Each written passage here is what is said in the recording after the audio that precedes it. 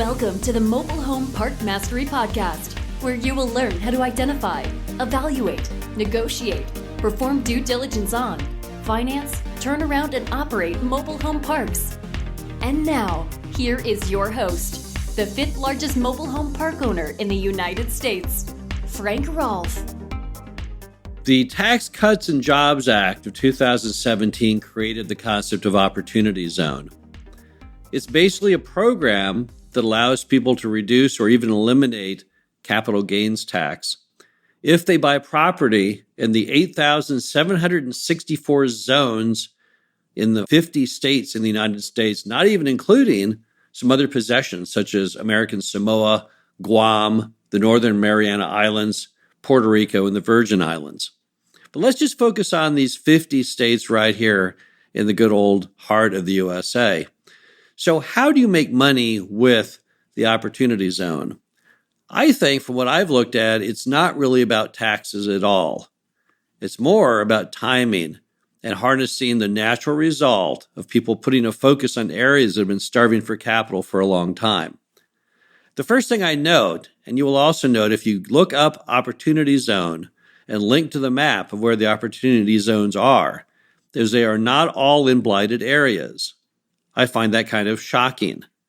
In fact, one of the early Opportunity Zone cases, which got some notoriety, is that the Treasury Secretary, Stephen Mnuchin, was at an event with Michael Milken in Beverly Hills.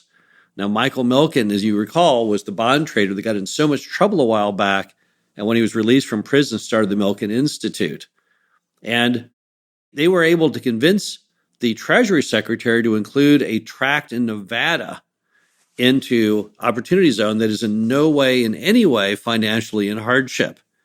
And if you look at that map of the U.S., you'll see that wasn't the only one. In a lot of very upscale cities and a lot of areas that are doing great economically, they still have Opportunity Zones. So the first thing I would do is I would search the map and find those cases of Opportunity Zones that are in areas that are actually really, really strong economically right now. Next thing I would do is I would look for areas that have really big lot rents. Don't be looking at Opportunity Zones down in Mississippi or Louisiana. Lot rents in those areas may be under $100 a month. Instead, turn your sights more to the north, or maybe into states such as Texas. Look for pockets where rents are more in the $300, $400, $500 variety. This will give you the maximum bang for your buck as you gradually raise rents as those areas pull out of their current despair. And look for parks that have great infrastructure. Look for parks that have good solid roads, city water, city sewer, all the bells and whistles, the raw material that larger buyers and lenders will want to see at some point in the future. Also find areas with a workable city that will work with you.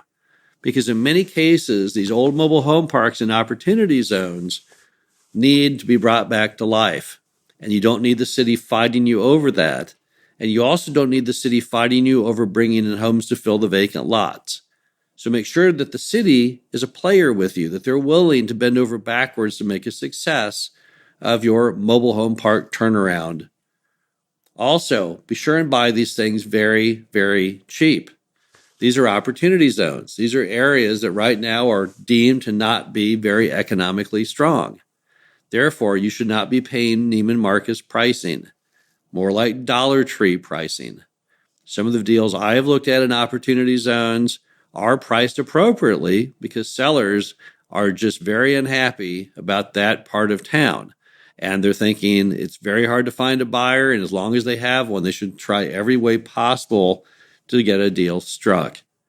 So what do? You find deals that meet all of our regular criteria: great infrastructure, great density, great age of homes, solid location inside that enterprise zone, but ones that have a lot of forward movement in raising rents, lowering costs, filling lots, filling vacant homes. So you want things that are basically stable for the most part, at least have some degree of occupancy with city water and city sewer, but have phenomenal upside. 50% occupied parks, parks with rents that are 50% of the surrounding area, maybe less. Those are the ones you would focus on. Those would be the ones that have all the right ingredients for success. And then what you would do is you would buy the property and simply let the general neighborhood rise with all the investment from other investors into all the other categories.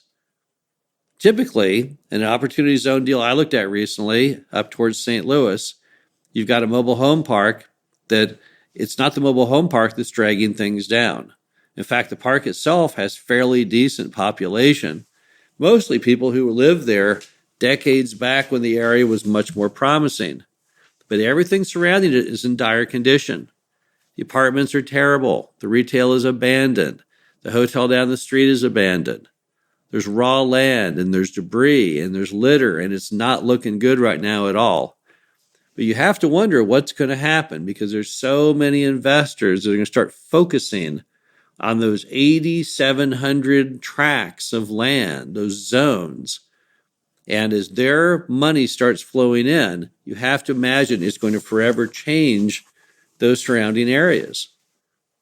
At the very park that I looked at, you can visualize if someone came in and started buying up all the surrounding areas and started bringing those back to life, imagine the impact on your mobile home park. Remember that mobile home parks are not that expensive to bring back to life. A lot of it is like Hollywood set design. You can go in, you can paint a mobile home for $500. You can reskirt it for $1,000 or less. You can repaint the roof for $250. You can rebuild the deck for $250. There's a lot you can do, a lot of bang for your buck as the park owner. But that's not true of all the things around you. That retail center, that strip center that's all abandoned except for one store, to bring that back to life, that might cost $500,000. It might cost $1 million. It might cost more than that.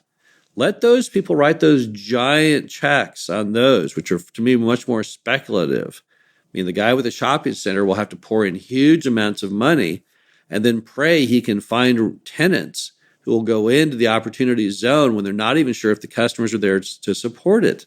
I could see those investments being like catching falling knives. You might want to wait a few people down the road until you finally get to a solid bottom that's stable. But for the park owner themselves to simply sit and wait and watch the rest of the neighborhoods fill up, I think that's where the opportunity zone money is. It has nothing to do with taxes. Even if you had to pay full capital gains tax on it, who cares? What you're really playing into, what the real business model is you're harnessing all of this sudden inflow of capital into a very tightly targeted area. To me, that's what will create the value. Now, the folks pouring all that money in, yes, they're searching out a more attractive taxation because, as we all know, there's not a lot of money in retail and industrial and apartments like there used to be. So those people are actually taking the big risk with the much lower reward. You, as the park owner, can take a much lower risk and have a much larger reward. Now, the big challenge, though, to all of the opportunity zone that I don't know the answer on yet is financing. That's the key question. How will the financing work? Will we be able to get a loan in an area that is currently blighted, an area that is thought of so poorly that it makes those 8,700 opportunity zone areas? That's the big question. Now, from a park owner's perspective, I think you have an advantage on many others because a lot of the mobile home parks I've seen in opportunity zones at least have some semblance of occupancy enough that if you bought it properly, it could pay the note. I also think you're probably going to see some push inside the government to try and force lenders to make more loans into opportunity zones. And then the simple fact that it's in an opportunity zone gives most lenders some degree of reassurance that over time things can only get better.